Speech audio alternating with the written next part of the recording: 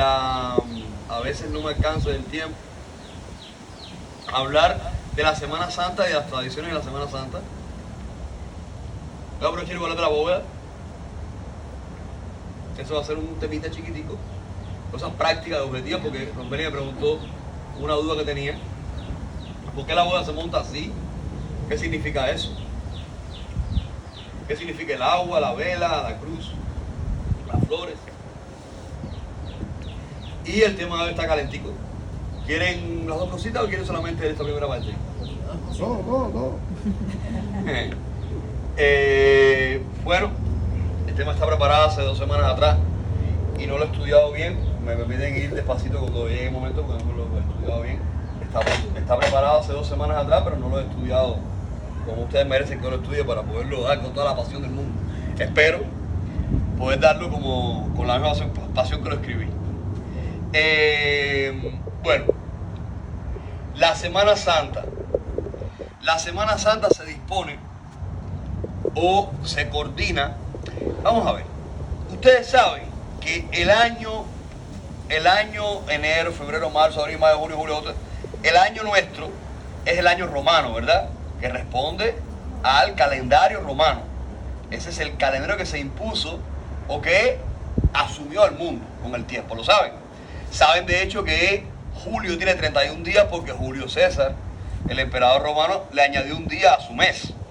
Y después Augusto César, que fue cuando Brutus mata a Julio César en el Senado, entre se confabula, su hijastro Brutus, confabulado con los senadores, lo apuñalan. Ustedes saben que por esta época estaba el Imperio Romano partido en 3 partes. Y, bueno, tenía como 3 jefes, que así fue la estructura de emperato que ideó Julio César.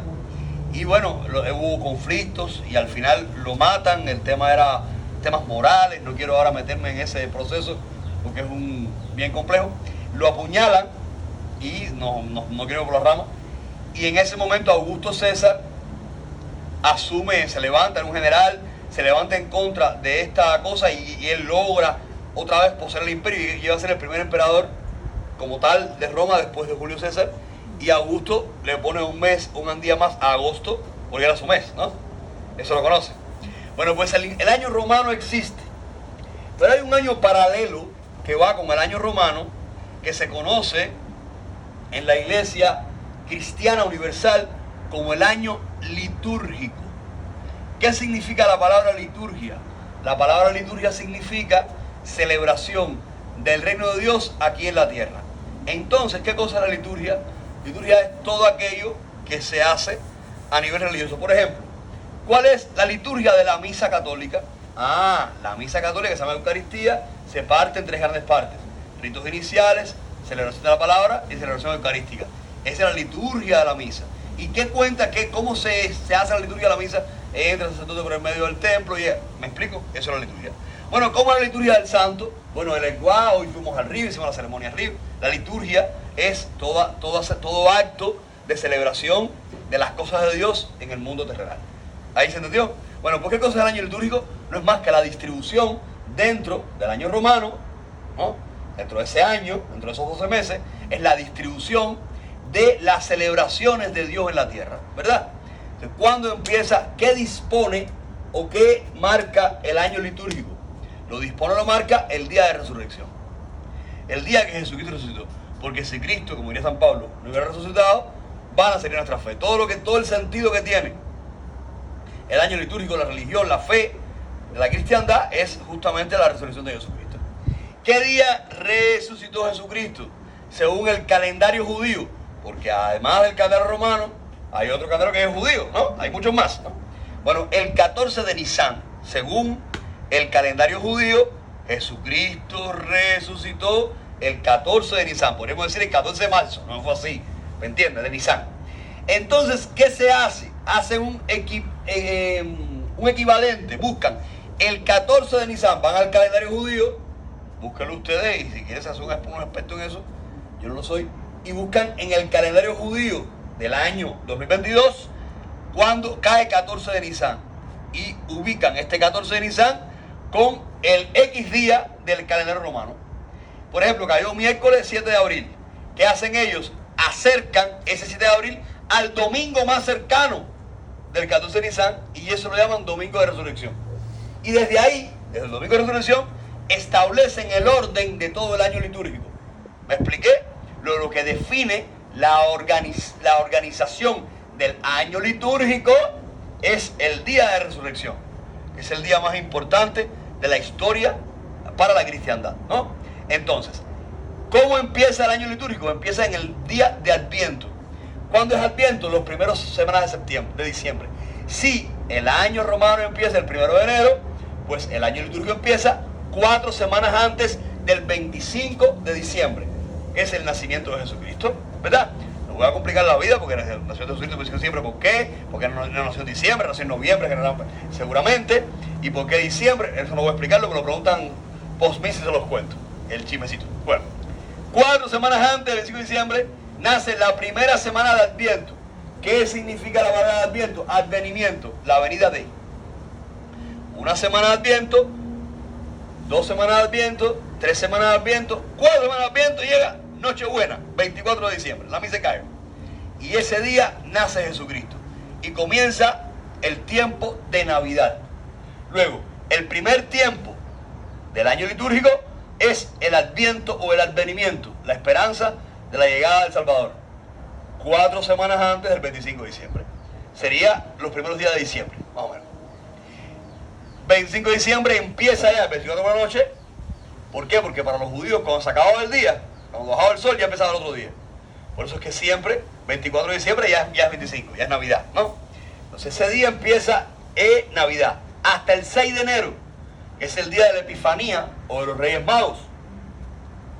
Ese día se acaba la Navidad y empieza un tiempo conocido como tiempo ordinario. Y así va a estar toda la cristiandad celebrando. La iglesia cristiana, católica, la ortodoxa, muchas de ellas que tienen mucho que ver con que se rigen por este año litúrgico, aunque algunas otras iglesias no mueven el día 14 de Nisan. Si cae miércoles, será miércoles. Si cae sábado, sábado. Si cae lunes, lunes.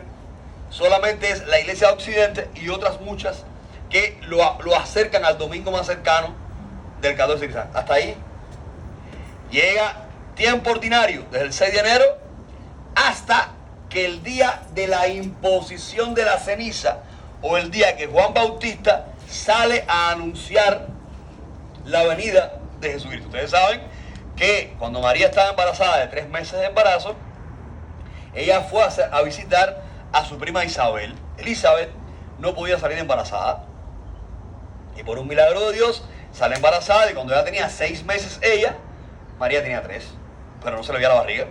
Y llegó, y cuando Isabel la ve, Juan Bautista, que es el hijo de Isabel, le da una patadita. Ustedes saben que esas cosas pasan a las mujeres más que los hombres. Y, bueno, los hombres también, porque han tocado la barriga a las mujeres.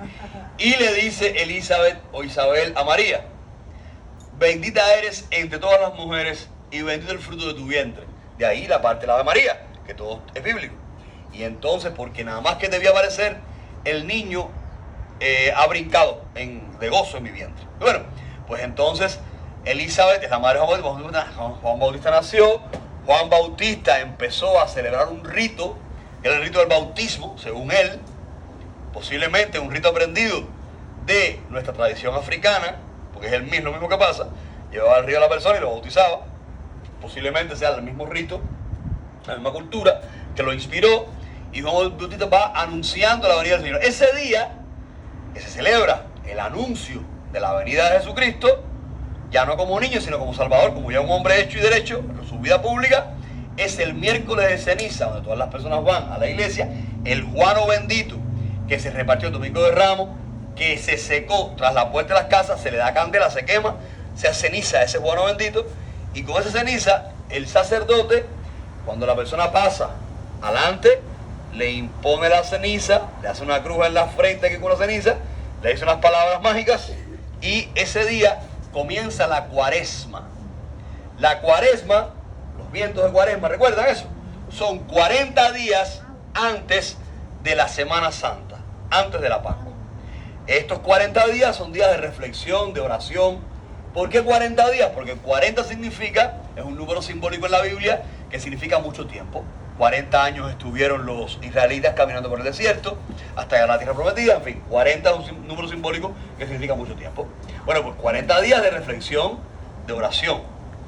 A los 40 días llega el domingo de Ramos y comienza la semana más importante de la historia para la cristiandad, en la que también estamos inmersos nosotros. También es importante para nosotros. Ese día, pues Jesucristo decide entrar a Jerusalén y él sabe que lo van a matar. Él, cuando en aquella época los generales de los ejércitos entraban a las ciudades con un caballo, montados a caballo, orondos, y el caballo era como un Lamborghini, ¿no? Porque lo había en la época, lo único que había en la época, en esta época no sé cómo entrará, me imagino que en helicóptero. Entonces entraba con un caballo el general y Jesucristo, para reírse, para mofarse de las guerras del mundo, entró con un burrito. Porque un burro es como la mofa de un caballo, ¿no? Entró con un burro y él sabía que lo iban a matar, pero muchas personas ya de Jerusalén lo conocían y sabían que él tuvo 3 años de vida pública y en esos años hizo locuras. Y ya era muy conocido, era muy popular. Y muchas personas salieron con ramas de olivo. El olivo es el árbol nacional de la zona donde estaba Jesucristo, ¿no? Pero en esta zona es la palma real. Por eso es que aquí reparten el guano bendito, porque es el árbol nacional. Aquí busquen ramas de olivo, a ver si pueden salir a domingo ramos, no hay para hacerlo. Entonces salieron todos con ramas de olivo y gritaban Hosana, que significa gloria a Dios en las alturas, porque estaban reconociéndolo como el Hijo de Dios. Entonces, una vez que él entró, domingo de Ramos, él entró a la ciudad de Jerusalén, ya las autoridades se activan, pasa lunes, pasa martes, pasa miércoles y llega el jueves. ¿Y qué pasó el jueves? Es la última cena famosa, que ese día era el día de la Pascua. Por la tradición judía, la Pascua, la palabra Pascua significa paso. ¿Qué celebran los judíos? Pues más nada que el paso por el Mar Rojo. Cuando ellos huyeron de los egipcios, llegaron a la orilla del Mar Rojo, venía atrás de ellos el faraón con todos sus carros y caballos. En ese instante, Aarón, el hermano de Moisés, sacó un bastón, tocó el Mar Rojo, el mar se abrió en 2 partes y hicieron como 2 paredes a los lados, atravesaron el mar, el pueblo judío llegó al lado de allá, y cuando llegaron al lado de allá, que se entró el faraón con los carros y caballos y con los soldados, el mar se cerró y se quedaron revolcados ahí. Eso lo vieron como un gran milagro, porque Dios les permitió liberarse de los egipcios, solamente el poder de Dios, y ahí entonces se empezó a conocer ese día como la Pascua judía. La Pascua, el paso por el Mar Rojo, que significa la liberación del pueblo que era esclavo en Egipto, fue liberado. Bueno, pues entonces esta Pascua judía, esta noche jueves santo, se celebraba eso, y por eso todo el mundo comía en su casa, como la noche buena, como, ¿no? Todo el mundo comía en familia. Jesús come con los apóstoles, y ese día ya él sabe que lo van a traicionar. Justamente ese día Judas Iscariote, que era un celotes, que pertenecía a una guerrilla, que estaban esperando que viniera el Mesías para poder, con el Mesías, liberarse de una vez y por todas del Imperio Romano. Jesucristo no era un militar, Jesucristo no quería, hablaba, su mensaje estaba por encima del canon de este mundo. Él decepciona a Judas Iscariote entonces lo denuncia, lo delata, porque querían matarlo y lo acusaban ¿de qué lo acusaban? Lo acusaban de que él dijo, un día, él dijo, destruyan este templo, el templo era lo más sagrado que tenían los judíos, destruyan el templo que yo lo reconstruiré en 3 días. Lo acusan de que él quería destruir el templo, y él se refería a su cuerpo, si quieren tumben este templo, el cuerpo, porque el cuerpo no es el alma, que yo lo reconstruiré en 3 días. Y no lo entendieron, evidentemente, y había buscado un pretexto para matarlo, porque había que quitarlo del camino, porque rompía el molde. Cuando ustedes lo analicen bien, vayan a la vida de Jesucristo, rompe todos los moldes, aún rompe los moldes en esta época, mismo en aquella. Entonces, él lo denuncia y se van a rezar. Después de comer, él le pide a los apóstoles que oren. Todos se quedan dormidos, los pobres, después de haber comido tanto. Él se queda despierto, muerto de miedo, porque sabía que le iban a coger preso, y esa noche suda sangre de la preocupación. Hay el capítulo 17 del Evangelio de San Juan, es un texto hermoso, que se conoce como la oración sacerdotal. Les recomiendo que se lo lean porque es algo hermoso, y van a conocer entonces el vuelo de Jesús. Para mí, lo por encima de todo que está, y lo maravilloso que es leerlo y tragarlo, interiorizarlo, vivirlo, abrazarlo. Bueno, pues esta noche lo cogen preso, se lo llevan preso al pie a donde está el Sanedrín. Los soldados, antes de llegar al Sanedrín, le caen a latigazos, le ponen una corona de espinas, le ponen una manto púrpura para reírse de él, porque se decía que el rey de los judíos. En unas versiones del Evangelio lo llevan hasta Herodes, que era supuestamente el rey de los judíos, o el representante, o un rico rey que quedó como residuo de la monarquía judía ahí, que estaba en contubernio con el Imperio Romano para poder subsistir. Herodes no lo manda a Pilato Herodes, se empieza un peloteo porque nadie quería matarlo y todo el mundo quería que se muriera. Al final Pilato no quiere matarlo, por eso es que lo condenan por la ley judía, que era crucificarlo. Y es cuando el famoso Pilato se lava las manos. Hay un cuento de que la hija de Pilato, el hijastro, la mujer, no sé, tiene un sueño que ve, que le dicen que no maten a ese hombre, que es un hombre justo. Al final Pilato se lava las manos, se quita ese problema de arriba, se lo sacude y es condenado entonces por los judíos, llevado al Sanedrín, es llevado delante del sumo sacerdote, de toda la casta sacerdotal del templo de Jerusalén, del templo judío, y ahí es condenado a muerte. El Viernes Santo, entonces él carga la cruz, que realmente cargó el palo transversal, no cargó la cruz entera, le ponían un palo aquí atravesado, amarrado a las manos, y él cargaba ese palo hasta allá, hacia el Gólgota o el Calvario, que es la zona donde lo crucifican, y lo crucifican, muere el viernes a las 3 de la tarde, el sábado es llevado ya al sepulcro, y el domingo por la mañana, María Magdalena cuenta que va a buscarlo a ver el cuerpo, porque tenía la tradición de perfumar el cuerpo, de revisarlo. Cuando entra a la gruta, era una gruta, cuando entra no estaba el cuerpo, pero hay algo muy curioso. Las telas en que envolvían el cuerpo estaban dobladas de manera muy organizada en una esquina si hubiera sido yo, todo real, en una esquinita eso era una pesadilla mía, en una esquinita de la piedra, de la gruta, y entonces ella sale y buscándolo desesperadamente, ve a un hombre que le parece que es el enterrador, y le dice: Señor, se lo han llevado a mi maestro, ¿dónde lo han puesto? Pero era Jesús. Ella no lo reconoció porque estaba en su cuerpo glorificado, y él le dice, María, cuando le dice, llama por su nombre, la voz le reconoce, ella se queda petrificada cuando lo ve, lo va a tocar y no le deja que le toque, no la deja que lo toque, porque estaba en el estado de resurrección, en otro estado, y entonces él le cuenta que ha resucitado, y ahí empieza a conocerse la historia del domingo, de la resurrección de Jesucristo, donde él está entonces en la tierra 40 días. Esos 40 días se le empieza a aparecer a los apóstoles, y ya empezó este día de resurrección, el tiempo de Pascua, que se empieza a celebrar la Pascua, o la liberación ya, no de Egipto, sino de la muerte. Ya pasamos de la muerte a la vida, ya somos liberados por su entrega. Y entonces, en estos 40 días se le empieza a aparecer a los apóstoles, y llega el día crucial, importantísimo, clave, y sobre todo para nosotros los espiritistas, donde Jesús asciende al cielo y promete antes de irse algo muy interesante. Dije: yo me iré, pero les enviaré al Paráclito, al Defensor, al Espíritu de la verdad. Y es cuando el día de Pentecostés, Hechos capítulo 2, desciende, estaban todos los apóstoles reunidos junto con la Virgen María, y ahí desciende el Espíritu Santo del cielo, y empiezan a pasar cosas muy extrañas, empiezan a profetizar, empiezan a decir palabras de conocimiento, empiezan a ver cosas, empiezan a pasarle cosas extrañas a la gente, empiezan a curar a las personas, empiezan a ver cosas muy raras. Y es la venida del Espíritu Santo, y la era espírita justamente surge ahí. Entonces empieza la era espírita. Ese día de Pentecostés ya era un día, el día de Pentecostés para los judíos, un día de alabanza a Dios por lo bien que le fue en la siembra, ¿no?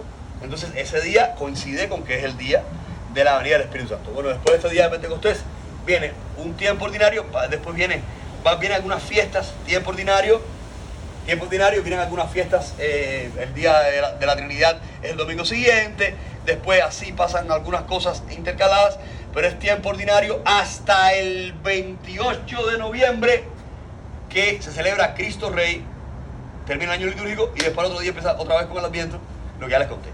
Un resumen que les hice de lo que es el año litúrgico, es importante, ¿verdad? Bueno, pero ¿qué pasaba? Que cuando llegaba la Semana Santa, los olochas, no quiero decir los santeros, los olochas, tapaban los santos con una sábana, vaciaban todas las copas de la bóveda, los vasos, y los ponían boca abajo. Hay gente quien ponía el crucifijo boca abajo, ¿sí? Los bayomberos rayan el Viernes Santo. Muchas tradiciones. ¿Y esto a qué se debe? Es muy sencillo. Bueno, a los esclavos que estaban en el ingenio, sobre todo de la corona española, que era la metrópoli más suave en cuanto al trato de los esclavos, tenían por obligatoriedad que darle no sé, aguanto a dar otro tema, porque la verdad que estoy ya agotado con este. Tenían obligados a darle 1 kilo de carne a cada esclavo, 1 kilo de carne diario. Era una corona de las metrópolis, era la más suave. Perdón. Pues la Semana Santa no se trabajaba en la caña. Los esclavos estaban de vacaciones en la casa, en el ingenio. y estaban obligados a ir todos los días a misa y a celebrar la fiesta de la Semana Santa. Era algo como tremebundo, ¿no? Era algo como tremendo, ¿no? Entonces ellos empezaron a incorporar en su vida, en su carne. Imagínate un niño que nace hijo de esclavo, va creciendo con esa tradición día tras día. Entonces esa semana no se hacía nada. Si había un Itá, no había Itá, se posponía. Si había un santo, no se puede hacer santo de Semana Santa. Si había un noveno, no, de Semana Santa. No, Semana Santa. Y ya se empezó a crear un tabú o una tradición sincretizada porque era obligado para ellos asistir. Por ende no se hacía nada. No, hay que ir a la iglesia, no se va a hacer nada. No se toca nada. No, ni consulta, nada. De ahí la tradición de tapar los santos. Porque en la iglesia se tapan los santos. En la iglesia se tapa el crucifijo, se tapan las imágenes, se tapa todo en el tiempo de la Semana Santa. ¿Y entonces para qué? Para que el día de resurrección, el sábado de gloria por la noche, que celebra ya la Pascua, la resurrección, pues quitarle entonces a todas aquellas sábanas y todo como que resurgía. Todo que estaba tenebroso, tremebundo, o mustio, oscuro, oculto, ya se le quitaba todas las sábanas y todo resucitaba, como que todo estaba, se veía el cambio, sentía el cambio, era todo muy dramático, todo muy teatral, es la palabra exacta. Era todo muy teatral. Y es válido, ¿no? Es válido. Bueno, pues todo esto lo veían los esclavos, lo veían los olochas, que estaban indiscutiblemente muy mezclados, y lo empezaron a arrastrar a su vida, a llevar a su vida. Bueno, pues entonces se corría la liturgia católica, dice que Jesucristo no es una conmemoración de la muerte. No, Él muere de verdad, todos los años, y todos los años resucita. Entonces imagínate, la gente empezó a creer que el Viernes Santo estaba el diablo suelto porque no había Dios había muerto. Tenía que esperar el domingo para resucitar. Entonces los mayomeros dijeron, oye, voy a rayar el viernes porque es el día del diablo. Las que hay gente que tenía esos tratados o esas creencias, ¿no? O que asemejaban una cosa con la otra, con las cosas malas. Bueno, pues pensaron eso. Y ya ustedes pueden ahí, si ustedes usan la cabeza, pueden entender todo. Bueno, pues ya sabemos entonces por qué. Se vacían las copas, la gente tapa a los santos, bueno, yo ni tapo a los santos, ni vacío la bóveda, ni dejo de rezar, ni dejo de hacer misa, tengo que hacer misa de este tipo. Entonces, como es una tradición tan arraigada, tan fuerte, que tú encuentras una olocha o yalocha vieja y viejita y te manda a freír tusa, y tú sabes que la Semana Santa te dice que eso es pecado mortal y Ave María por Dios. Bueno, ¿qué asumimos nosotros en la casa? Descansamos. Jueves Santo, Viernes Santo y Sábado Santo. El triduo pascual. Cuando yo, entendiendo eso, sabiendo esto, descansaba, paraba la semana entera, y Chacho, que me dio ahí conmigo, un lunes santo, me dice, ay, mijito, yo nada más que paro el triduo pascual. Digo, ¿este hombre sabe lo que es el triduo pascual? Y mucha gente no tiene ni idea. Tiene una cultura tan grande. Y yo dije, bueno, padre, yo voy a hacerlo así. Padre, yo menos así. Y descansamos entonces de trabajo, jueves, viernes y sábado. Si cae el cumpleaños santo de alguien en esos 3 días, lo posponemos y lo celebramos otro día por respeto a la tradición y por respeto a nuestros ancestros que, bueno, pues estuvieron limitados a ese sincretismo y por algo Olofi lo permitió. Ya, pero yo ni vacío los vasos de la bóveda, mucho menos pongo crucifijo boca abajo, no tengo nada que ver con eso. Yo no tengo, y creo que ustedes, si le sacan la lógica, lo pueden entender todo. Bóveda espiritual, yo creo que el otro tema, yo creo que vamos a dejarlo por otro día, porque no creo que tenga energía y ustedes aguanten, porque ahora falta esta parte. Bóveda espiritual. Esto se llama bóveda en reposo. ¿Esto dónde surge? Esto hay que buscar otra vez, porque esto ya se jodió. Esto se fastidió. ¿Esto dónde surge? Esto lo crea Andrés Petit en La Habana. Se llama espiritismo cruzado, ¿verdad? Y entonces consta de 7 vasos de agua. Yo sé que son copas lo que hay ahí, pero como debe ser es 7 vasos aquí y una copa que es esta que está aquí. Esta copa que está aquí, que es la que debe dar el crucifijo dentro o más cerca, representa al cáliz de la misa católica. El cáliz, donde va el vino, que se convierte en sangre de Cristo, el cáliz representa al Santísimo Sacramento. Entonces se dice, esa es la copa del Santísimo. Así lo dicen las viejas yalochas y espiritistas. de nuestro país. La copa del Santísimo. ¿Por qué? Porque cuando el profeta Isaías vio la majestad de Dios, dijo, santo, santo, santo. Claro, porque en su lengua no existía el superlativo. No podía decir santísimo porque no podía decir, no sabía. Por eso es que ustedes oyen en la misa católica, santo, santo, santo es el Señor, Dios del universo. Llenos están el cielo y la tierra de... Me desafiné ahí. Tu gloria. Bueno, en fin. Bueno, santo, santo, santo, ¿por qué? Porque no existe superlativo. Pero como en nuestra lengua sabemos el superlativo, le decimos la copa del Santísimo. ¿Quién es el Santísimo si no es Jesucristo? Bueno, por eso es que tiene el crucifijo adentro. Porque es la copa del Santísimo. Es quien preside la bóveda espiritual creada por Andrés Petit en La Habana en el espiritismo cruzado. Y los 7 vasos que rodean esa copa en forma cuadrada, lo que se llama este estilo de bóveda en reposo, porque hay 3 tipos de bóveda. Esto es bóveda en reposo. ¿Qué representa cada vaso que está ahí? Pues las 7 potencias africanas. ¿Y quiénes son las 7 potencias africanas? Vamos allá. Porque hay una vez incultura con este tema. Siempre los oriatelos o bases en el caracol, en el signo Unle, igualan, asemejan las 7 potencias africanas con el palo. No es así. Y puede tener que ver. ¿Por qué? Porque puede tener que ver, gracias, con los ancestros. Puede tener que ver con los ancestros, pero no necesariamente con el palo. ¿Quiénes son las 7 potencias africanas? El Egba, Ogun, Orula, Obatala, Chango, Yamaya y Ochun. Ahí están las 7 potencias africanas.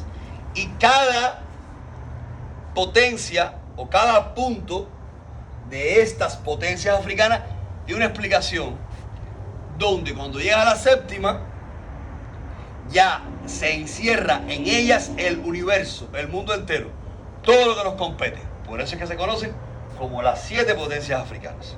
Claro, usted va a escuchar, cuando usted ve este signo del que les hablé, en el caracol, que le van a decir, usted debe darle cajón a las 7 potencias africanas.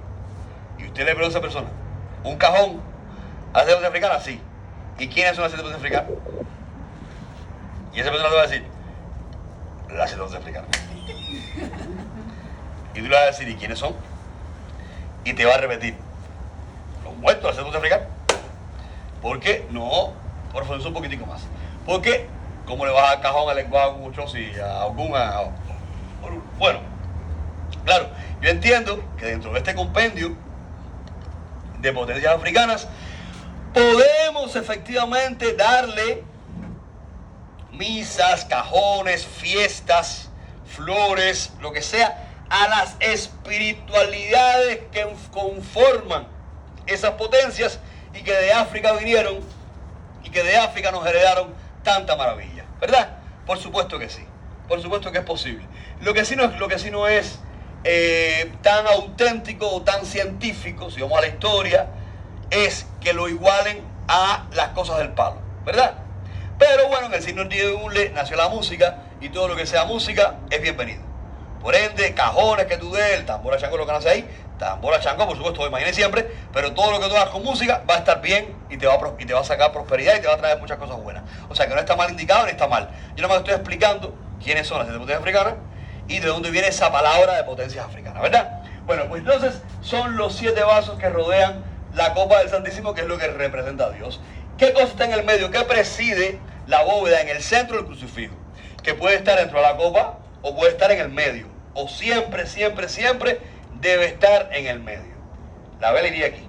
¿Qué cosa? Y las flores irían aquí adelante, de esta manera.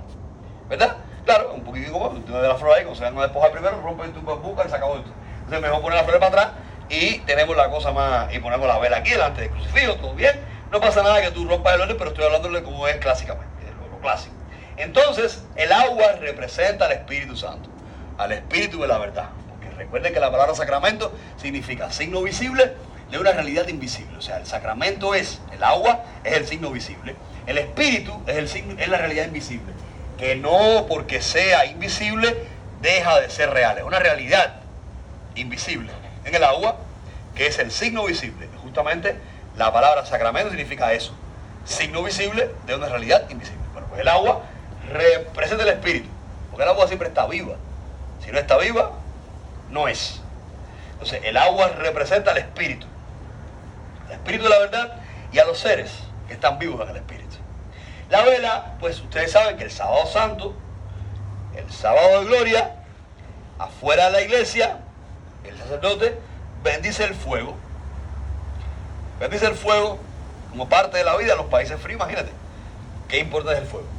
Y una vez que bendice el fuego, hay un cirio grande, una luz grande así, un cirio, una vela grande, un velón, y él lo prende ese fuego, le pone 5 inciensos que representan las 5 llagas de Cristo, le pone el año al lado de la cruz y entra al templo, que se abre por primera vez y se quita todas las telas, esas cosas, y se va iluminando con el cirio y va diciendo: luz de Cristo. Y el pueblo responde: demos gracias a Dios. Bueno, pues el cirio representa la luz de Cristo, la luz que ilumina el mundo espiritual, la luz que permite que nuestros seres, que nosotros, cuando desencarnemos, vayamos tras esa luz y nos iluminemos en ese mundo espiritual. Pues eso significa, no es más que Jesucristo, que es el centro de esta fe, que es quien abre las puertas y permitió la era espírita. Bueno, ya, las flores, ustedes saben perfectamente, hay un canto, por eso es que África me fascina, por eso es que la tradición africana es tan linda, que dice así: dende la ecueo, y cuoloruma que dende la ecueo, co dideo. Ese canto dice, es que la sabiduría africana es tan maravillosa, es que somos tan ricos, bebiendo de tantas culturas. Dice, la persona murió, ¿verdad? Y se fue ese espíritu a vivir a las plantas. Y ese espíritu vive en las plantas, vive en las flores, vive en la naturaleza que no muere, que está viva. Desde la ecue es planta. Desde la ecue y cu la muerte. Ololuma que Ololuma es la naturaleza, la fuerza de la vida. Desde la ecue co murió. Dideo y volvió a vivir a través de la maravilla de la naturaleza. Bueno, pues entonces las flores significan también la presencia de los espíritus. Pero si vamos a la historia de la cristiandad, cuando la Virgen María muere en la isla de Patmos, que ahí se quedó con Juan, cuando ella muere, es llevada a una gruta, y ahí, cuando se enterraban ellos, ya dicen que de pronto, cuando van a revisar el cuerpo, no estaba el cuerpo, pero en vez del cuerpo estaba lleno de rosas, el sitio donde ella estaba, y olía mucho a rosas. Así que ella fue exulta al cielo por los ángeles y se quedó en su zona muchas rosas. Bueno, pues las flores significan también la vida en el espíritu. Además un tributo a los seres que amamos y queremos, además un tributo a nuestros ancestros, también es la representación o el significado de la vida espiritual a través de la maravilla de la naturaleza. La colonia, bueno, pues tenemos un aura. Esto que está aquí, o sea, aquí en este sitio se encuentra como una especie de un aura. Si nos miran de una manera diferente, que no sea el ojo humano simple, van a ver que hay como una energía que nos cubre. Se llama aura. De hecho, cuando la atmósfera está cargada, nos podemos sentir cargados porque tenemos como un peso encima sin que estén físicamente arriba de nuestra cabeza, porque es pesa nuestra aura, está como cargada, ¿verdad?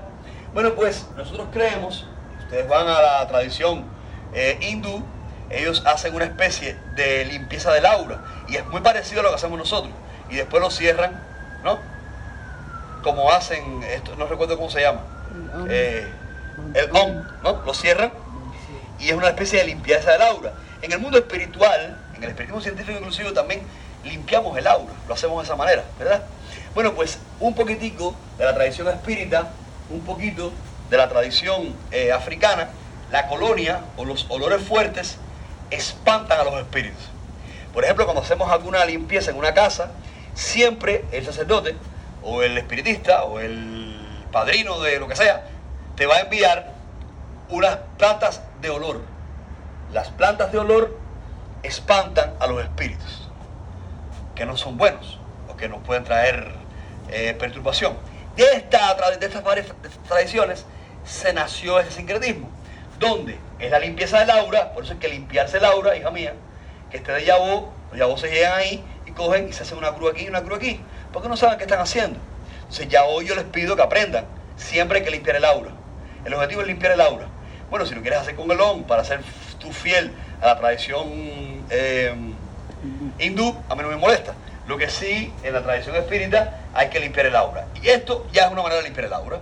Pero también si tú vas a una persona que te hace reiki o te hace masajes, siempre se va a quitar la energía y va a empezar a hacerse así hasta que la energía negativa va pasando hasta los dedos y sale completamente y la saca del cuerpo.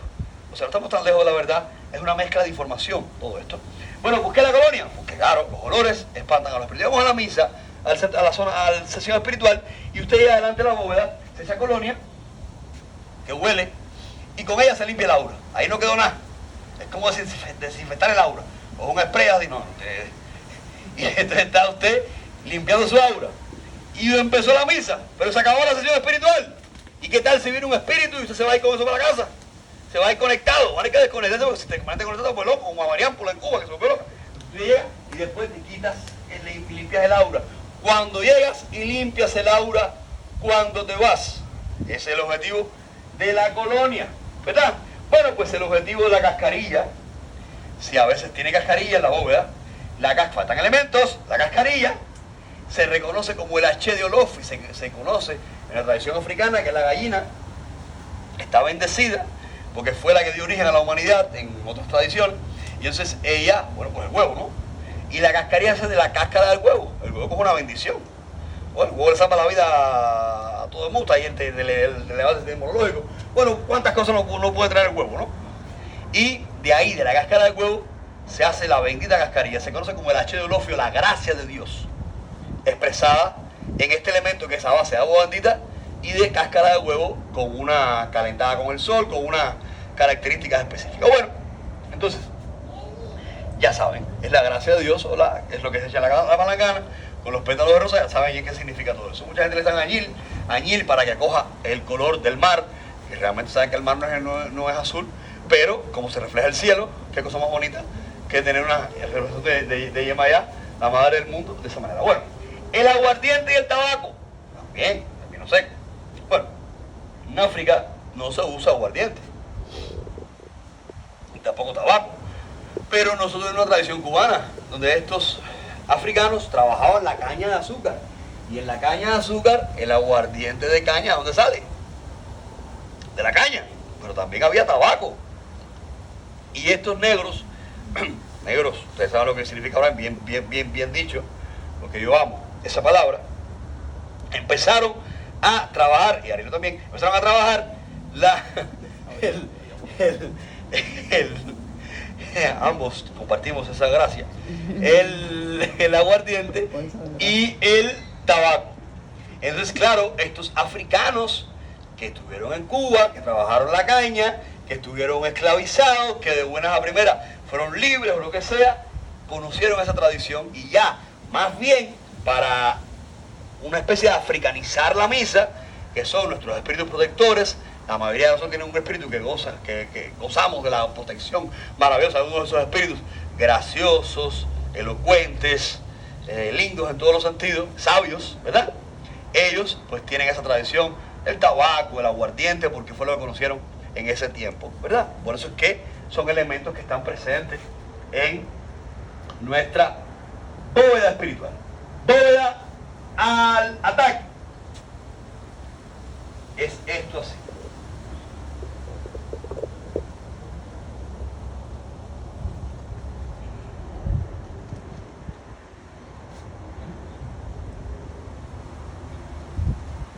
Eso es bóveda del ataque.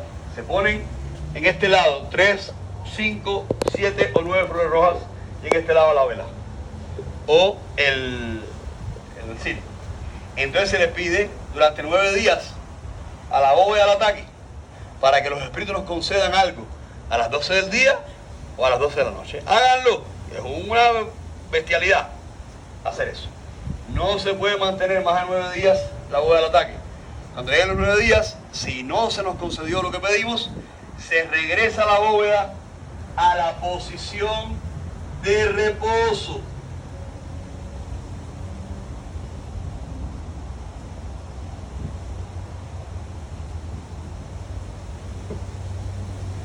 Durante 3 días.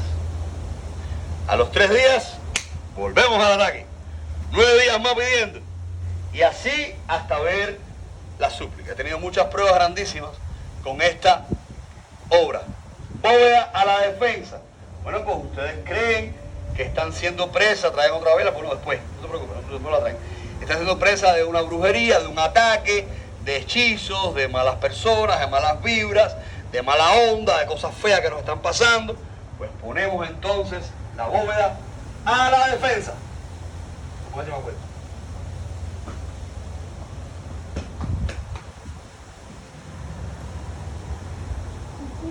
Bóveda a la defensa. Entonces empezamos a defendernos. Yo tengo el link después, hermano.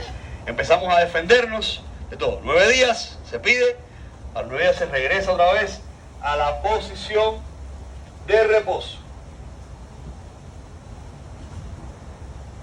Ya yo no lo vaso, hay que ver así.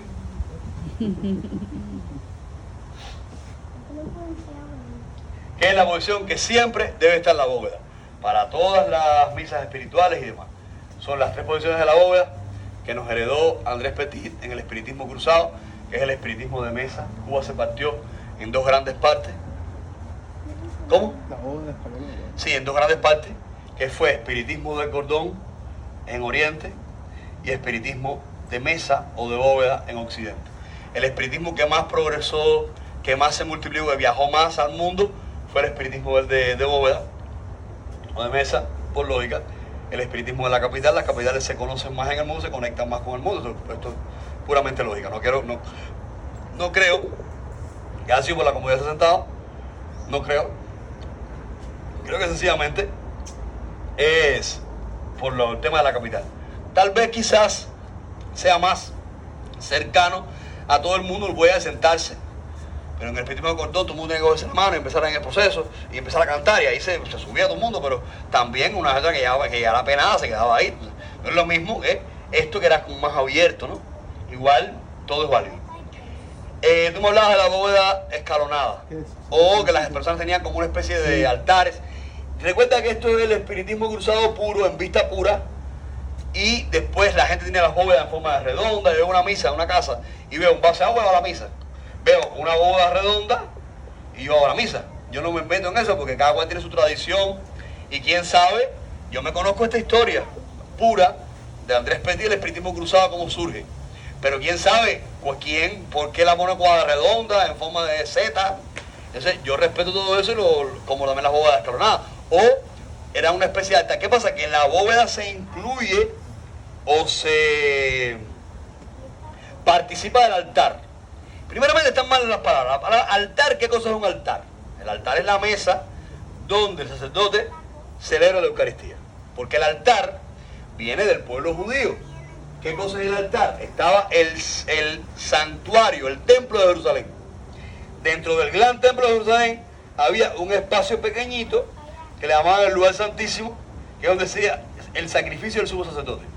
Entraban ahí y ahí había una piedra, una mesa de piedra. Sobre esa mesa de piedra se mataban los animales que se sacrificaban a Dios. Y después se le daba candela. Y ahí había una chimenea por la que salía el humo al cielo de las ofrendas de esos animales que se sacrifican aún en la tradición judía, encima de ese altar que es la mesa. Este es el altar. Usted entra a todas las iglesias católicas y usted va a ver en el presbiterio una mesa. Esa mesa es el altar. ¿Por qué se le dice altar a la repisa hornacina donde están los santos? ¿Por qué? Porque antes de 1962 usted entraba a una iglesia católica y en todos donde estaban las imágenes había un altar, o sea, una misa. Y como a la misa se hacía en latín y nadie entendía ni puñeta, habían bancos delante de todos los altares que estaban en ese templo. Y había un cura aquí, un sacerdote ahí, otro ahí, otro ahí, y cada uno hacía su misa para tres gatos. Había una persona ahí delante del altar de Santa Bárbara. Santa Bárbara y un altar. Y ahí estaba el sacerdote haciendo la misa. Claro, él la daba de espaldas al pueblo. O sea, aquí estaba el altar, aquí estaba el santo, la imagen de quien sea, y él estaba aquí en su reto.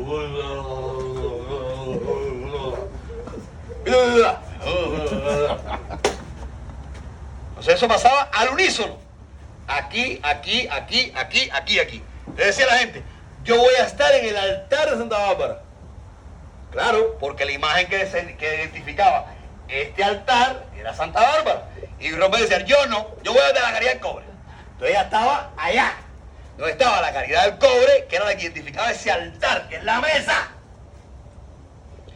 Llega 1962, y llegó un papa que se llamó el Papa Juan XXIII, o el Papa Bueno, uno de los mejores papas que tuvo la historia de la cristiandad.